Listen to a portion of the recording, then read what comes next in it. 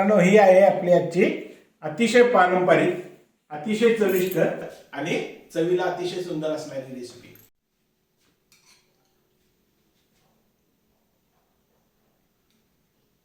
हे आहेत बाजरीचे उंडे.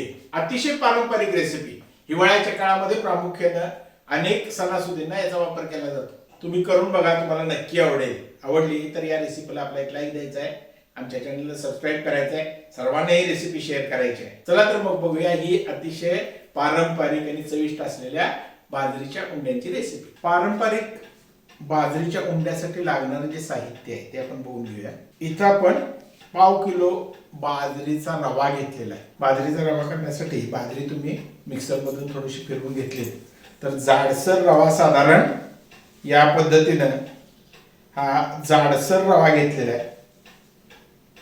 आणि त्याच्या बरोबरीनं आपण 1 कप गूळ घेतलेला आहे. कारण बाजरीचे उंडे हे प्रामुख्यानं गूळ पाण्याबरोबर किंवा गुळवणी बरोबर खाल्ले जातात. त्यासाठी आपण गूळ घेतलेला आहे 1 कप. याची आपण गुळवणी करणार आहोत. आणि तूप, बाजरीचे उंडे खाण्यासाठी महत्वाचा दुसरा घटक म्हणजे तूप. वरती तूप घालून बाजरीचे उंडे खाल्ले जातात. हिवाळ्यासाठी अतिशय उपयुक्त आणि शरीराला उष्णता राखून ठेवणारा हा जो पदार्थ आहे तो आता आपण करणार आहोत. फक्त एवढे 4 साहित्याचा वापर करून आपल्याला बाजरीचे उंडे करायचे आहेत. त्याच्याबरोबर आपल्याला चवीनुसार मीठ त्याच्यामध्ये घालायचं. आता सर्वप्रथम आपल्याला या बाजरीचे उंडे करण्यासाठी या बाजरीच्या रव्याची उकड काढून घ्यावी लागणार आहे. त्यासाठी आपण जेवढं बाजरीचं पीठ असेल किंवा बाजरीचा रवा असेल तेवढंच पाणी घ्यायचं आहे. इथं आपण पाव किलो बाजरीचा रवा घेतलाय, तो साधारण 1.5 कप झालेला आहे. त्यामुळे आपण भांड्यामध्ये 1.5 कप पाणी घेणार आहोत.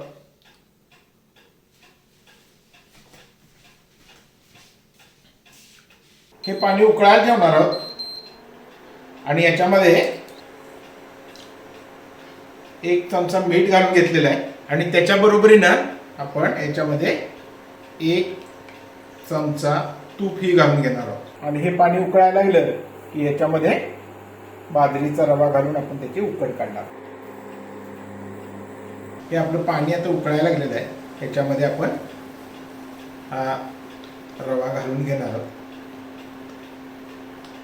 आणि हे सगळं व्यवस्थित मिसळून घेणार आहोत. आणि हे आपण थोडा वेळ बंद करून थोडा वेळ याला वाफ लागू देणार आहोत. 5 मिनिटं आपण हे झाकून ठेवायचं. आता हे आपल्या बाजरीच्या रव्याची उकड काढून झालेली आहे. ती आपण या पद्धतीनं काढून घेऊ आणि त्याला मळून घेणार आहोत. त्यासाठी पीठ मळण्यासाठी आपण हातावर थोडं तूप घेणार आहोत आणि हाताला तूप लावून आता आपण याचे उंड्याच्या आकाराचे गोळे करून घेणार आहोत. आपण या आकाराचे उंड्याचे गोळे करून घेऊ आणि या गोळ्यांना या पद्धतीनं उंड्यांचा आकार देऊन घ्यायचा आहे.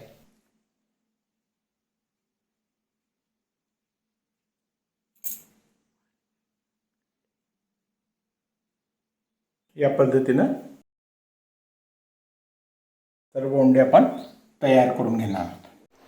आता आपण हे उंड्यांना सगळ्या आकार देऊन घेतलेले आहेत आणि आपण आता या उंड्यांना उकडून घेणार आहोत. त्यासाठी इथं हा ट्रे आपण तयार केलेला आहे उकडून घेण्यासाठी. त्याच्यामध्ये केळ्याचं पान ठेवलेलं आहे आणि त्याच्यामध्ये हे उंडे सगळे ठेवून आपण हे उंडे वाफवून घेणार आहोत. या पद्धतीने सगळे उंडे आपण ठेवून घेतलेले आहे. आणि हे आता आपण हे पाणी ठेवलेलं आहे तापायला. पाणी आता गरम झालेलं आहे, उकळायला लागलेलं आहे. त्याच्यामध्ये आपण हे ह्याच्यावर ठेवणार आहोत आणि याला झाकून 10-12 मिनिटं याला वाफवून घेणार. आता 15 मिनिटं झालेली आहेत. आपण हे आपले उंडे उकडलेत का ते बघू. व्यवस्थित शिजलेले आहेत. हे आपण या पद्धतीनं आता हे आपण उंडे या पद्धतीनं सगळे व्यवस्थित काढून घेणार आहोत. या पद्धतीनं सगळे उंडे आपल्याला काढून घ्यायचे. आता हे उंडे प्रामुख्यानं गुळवणी बरोबर खाल्ले जातात. त्यासाठी आपण इथं गुळवणी करायला सुरुवात करतोय. गुळवणीसाठी आपण 1 कप गुळ घेतलेला आहे. त्याच्यासाठी आपण 2 कप पाणी घेणार आहोत. हे 2 कप पाणी आपल्याला उकळून घ्यायचं आहे आणि त्याच्यामध्ये हा 1 कप जो गुळ घेतलेला आहे तो आपण याच्यामध्ये मिसळून घेणार आहोत.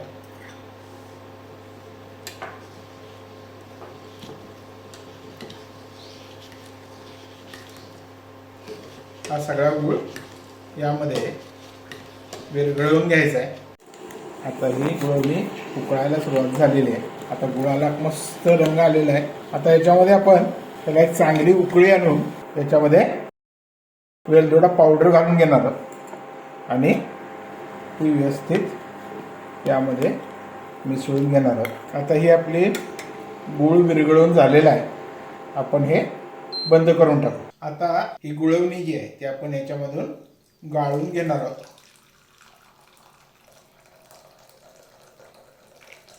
आणि हे थंड झाल्यानंतर याच्यामध्ये आपण दूध घालून घेणार. आता आपली ही गुळवणी जी आहे ती थोडी थंड झालेली आहे. त्याच्यामध्ये आपण आवश्यकतेनुसार दूध घालून ही गुळवणी मिसळून घेणार आहोत. पहा किती छान रंग आला याला गुळवणीला. काही लोकांना अशी गुळवणी आवडती, काही लोकांना फक्त गुळ पाण्याची गुळवणी आवडते. तुम्हाला जशी आवडत असेल तशी तुम्ही करून घ्यायला हरकत नाही. आता उंडे खायला घेताना सर्वप्रथम आपल्याला या पद्धतीने एक उंडा याच्यामध्ये कुस्करून घ्यायचा आहे. याच्यामध्ये ही गुळवणी घालून घेणार आहोत आणि आवश्यकतेनुसार याच्यामध्ये तूप घालून हे उंडे खायला घ्यायचे आहेत. ही झाली एक पद्धत. याच्याबरोबरीनं काही लोक दूध, साखर आणि उंडे या पद्धतीने सुद्धा खातात. याच्यामध्ये गुळवणी घ्यायच्या ऐवजी उंडे कुस्करल्यानंतर त्याच्यामध्ये डायरेक्ट तूप आणि दूध घातलं जातं आणि साखर घातली जाते आणि ते खाल्ले जातात. अशा तऱ्हेनं मित्रांनो ही आपली उंड्यांची रेसिपी तयार झालेली आहे. याच्यामध्ये प्रत्येक उंड्यामध्ये आपण या पद्धतीनं गुळवणी घालायची आहे आणि चवीनुसार किंवा आवडीनुसार याच्यामध्ये तुपाची धार सोडायची आहे आणि हे उंडे या पद्धतीनं खायला घ्यायचे आहेत. ही रेसिपी तुम्ही करून बघा, तुम्हाला नक्की आवडली तर या रेसिपीला आपला एक लाईक द्यायचा आहे. आपल्या सर्व मित्रमैत्रिणींना ही रेसिपी शेअर करायची आहे. आणि आमच्या चॅनलवर नवीन असाल किंवा अजून आमच्या चॅनलला सबस्क्राईब केलं नसेल तर आमच्या चॅनलला सबस्क्राईब करायचं आहे. खाली दिलेला बेल आयकॉन मात्र दाबायला विसरू नका, कारण यासारख्या पारंपरिक चविष्ट नवनवीन रेसिपीज आम्ही वारंवार टाकत असतो. ते आपल्याला लगेच बघायला मिळाव्यात अशी जर आपली इच्छा असेल तर खाली दिलेला बेल आयकॉन नक्की दाबा.